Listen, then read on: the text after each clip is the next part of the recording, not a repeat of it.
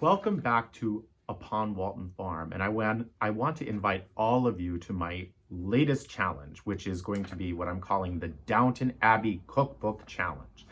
My project is to cook every single recipe in the book, and I'm up for a big challenge. There's a lot of things in this book I have never cooked before.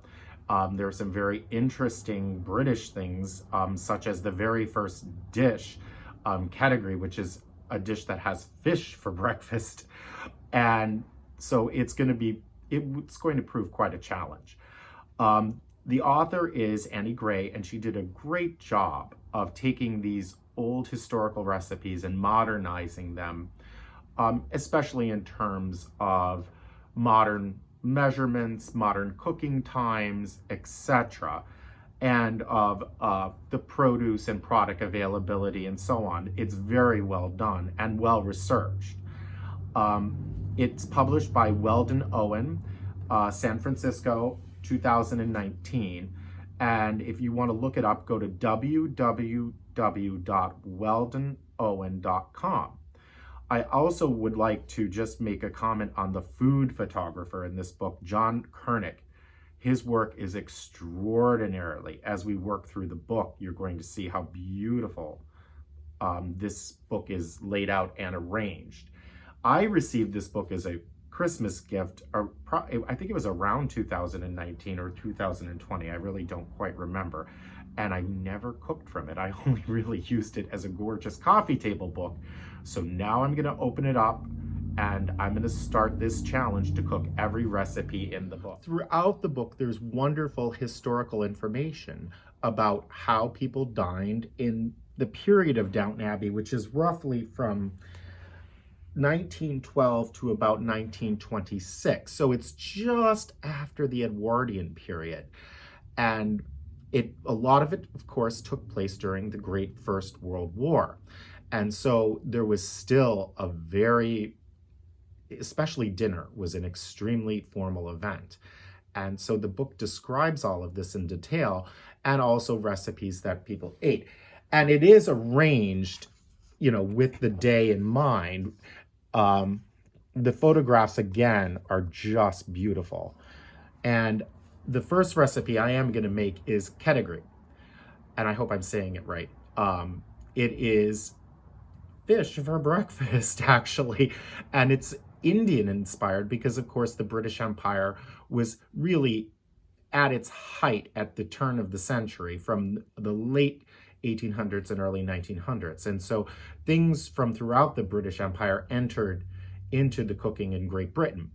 Also, these families had their chef de cuisine was more likely a French chef or someone like Mrs. Patmore, who probably trained under a very fine French trained chef, or her teacher was someone who had been trained, for a very long time, and she would have worked her way up through the ranks in the kitchen, learning everything, just as you would in a modern fine restaurant kitchen, especially a French kitchen. You start out with, you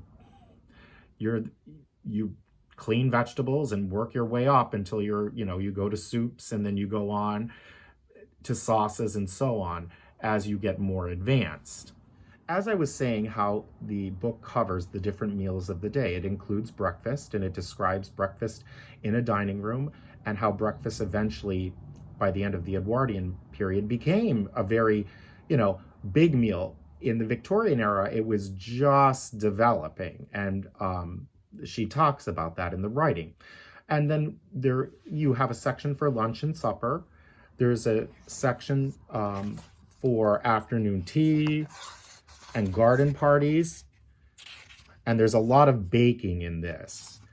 What I'm going to find very interesting is using the aga, which is very common in Britain to have an aga. And aga is an old company, and they first started making their stoves for coal. And in this period, the cook would be working on a coal-fired stove. And so you had certain areas of the stove that were hotter than others. and you moved your food around just like you do on a modern aga, which really the only thing modern about my gas operated aga is that it's gas operated. It still functions like a coal burning stove. And so I'm used to moving things around.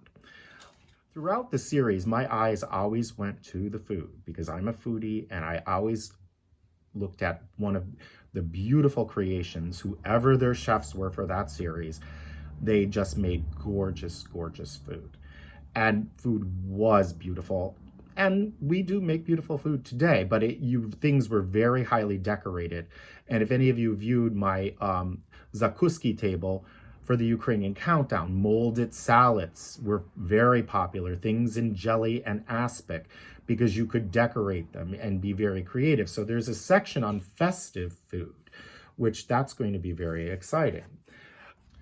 The section on dinner, especially what they say upstairs dinner, is extremely extensive and does have some wonderfully elaborate dishes that are presented beautifully. And dinner was important in this period. This is where people, they did dress up, it was a social event, and everything was done to the absolute par excellence. Every aspect, from setting the table to the food itself to how it was served, was very, very important in this period. And the treatment of food was treated with really such utmost respect. And so there are some wonderful recipes that are similar to things I've cooked, like a consommé.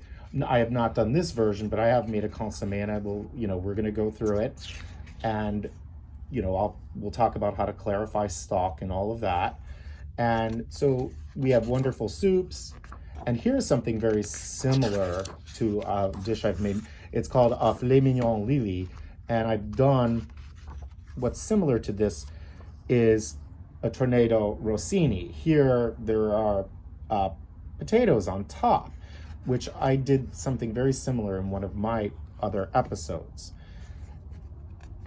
And then there also is a section for the downstairs. The downstairs section is very interesting, and actually the recipes here are a little bit easier, but they ate well downstairs as well.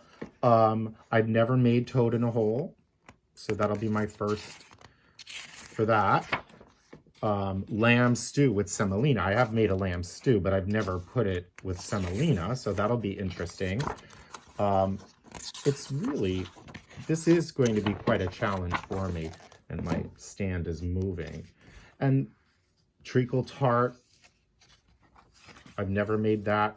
I have made rice pudding, so it's gonna be a lot of work, but I'm gonna have a lot of fun, and I hope everybody cooks through this book with me. The dessert section in this book is also very extensive, and the British, well, I think like everyone, I think loves desserts and baked goods. And so there's a lot of things in here that are gonna be my first. I have actually done a champagne jelly, but not quite this recipe. It's a little bit different. One of the things I'm gonna have to make is an ice cream. I have never in my life made ice cream. And so that's gonna be a challenge. And I'm debating whether to get a traditional ice cream maker that, you stir by hand, or if I should invest in, a modern ice cream maker. I don't know. I think I might go on the traditional side to see how actually they had to do it back then. I've seen it done. You have to pack a lot of ice into this device and salt and turn it every 15 minutes or so. So we'll find out. I have done a Charlotte Russe, and so this recipe is a little bit different. So it still is going to be a bit of a challenge. So I hope you all will join me for my Downton Abbey Cookbook Challenge. I hope a lot of you will cook through the book with me, because I think we'll learn a great deal together. I know I'm going to be relying a lot on my mother and my grandmother's teaching that they gave me on cooking, and everything I've read and cooked from Julia Child and Louis Diot is going to be invaluable. So I hope you will all tune in for this series. I think it's going to be exciting. I think it's going to be beautiful. And the first thing coming up is going to be a dish that's rice, fish, and eggs for breakfast. See you soon. And if you like this series, please click like.